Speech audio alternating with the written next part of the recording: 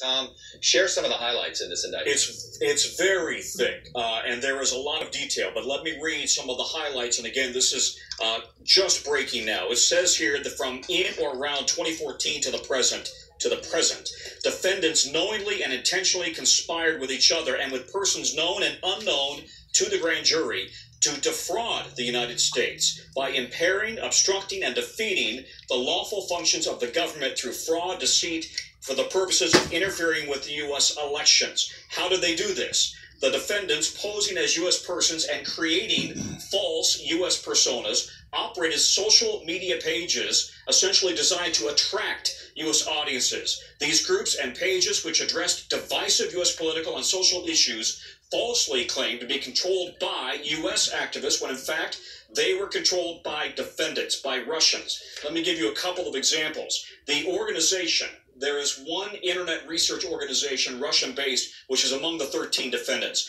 had a strategic goal to sow discord in the U.S. political system, including the presidential elections. They posted derogatory information about a number of candidates, and in early to mid-2016, they included supporting the presidential of Donald Trump and disparaging Hillary Clinton. They go on to say, buying political advertisements. Here's the Attorney General. Presented by the Special Counsel's Office. The indictment charges 13 Russian nationals and 3 Russian companies for committing federal crimes while seeking to interfere in the United States political system, including the 2016 presidential election. The defendants allegedly conducted what they called information warfare against the United States, with the stated goal of spreading distrust towards the candidates and the political system in general. According to the allegations in the indictment, 12 of the individual defendants worked at various times for a company called Internet Research Agency, LLC, a Russian company based in St. Petersburg. The other individual defendant, Yevgeny Viktorovich Prigozhin, funded the conspiracy through companies known as Concord Management and Consulting, LLC, Concord Catering, and many affiliates and subsidiaries. The conspiracy was part of a larger operation called Project Lakta. Project Lakta included multiple components, some involving domestic audiences within the Russian Federation, and others targeting foreign audiences in multiple countries. Internet Research Agency allegedly operated through Russian shell companies. It employed hundreds of people in its online operations, ranging from creators of fictitious personas to technical and administrative support personnel with an annual budget of millions of dollars.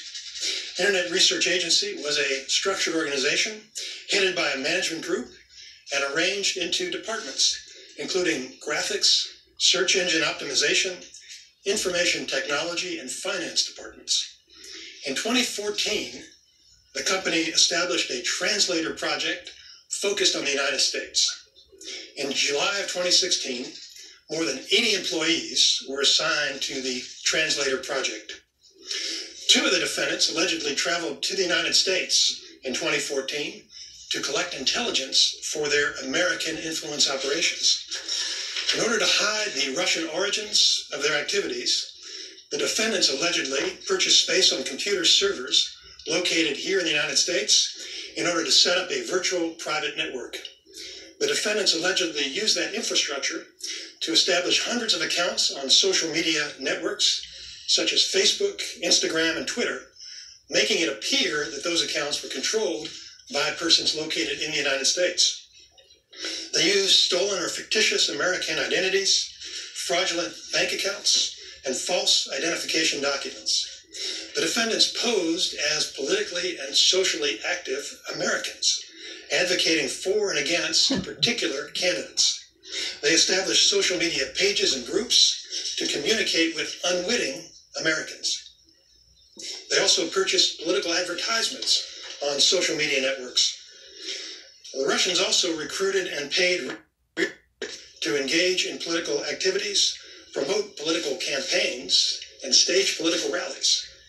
The defendants and their co-conspirators pretended to be grassroots activists. According to the indictment, the Americans did not know that they were communicating with Russians. After the election, the defendants allegedly staged rallies to support the president-elect while simultaneously staging rallies to protest his election. For example, the defendants organized one rally to support the president-elect and another rally to oppose him, both in New York on the same day. On September 13th of 2017, soon after the news media reported that the special counsel was investigating evidence that Russian operatives had used social media to interfere with the 2016 election, one defendant allegedly wrote, quote, "We had a slight crisis here at work. The FBI busted our activity. So I got preoccupied with covering tracks together with my colleagues," end quote. The indictment includes 8 criminal counts. Count 1 alleges a criminal conspiracy to defraud the United States by all of the defendants. The defendants allegedly conspired to defraud America by impairing the lawful functions of the Federal Election Commission, the United States Department of Justice, and the Department of State. Those organizations of the U.S. government are responsible for administering federal requirements for disclosure of foreign involvement in certain domestic activities. Count 2 charges conspiracy to commit wire fraud and bank fraud by Internet Research Agency and 2 of the individual defendants. And counts 3 through 8 charge aggravated identity theft by Internet Research Agency and 4 individuals. Now, there is no allegation in this indictment that any American was a knowing participant in this illegal activity. There is no allegation in the indictment that the charged conduct altered the outcome of the 2016 election. I want to caution you that everyone charged with a crime is presumed innocent unless and until proven guilty in court. At trial, prosecutors must introduce credible evidence that is sufficient to prove each defendant guilty beyond any reasonable doubt to a unanimous jury. The special counsel's investigation is ongoing. There will be no comments from the special counsel at this time.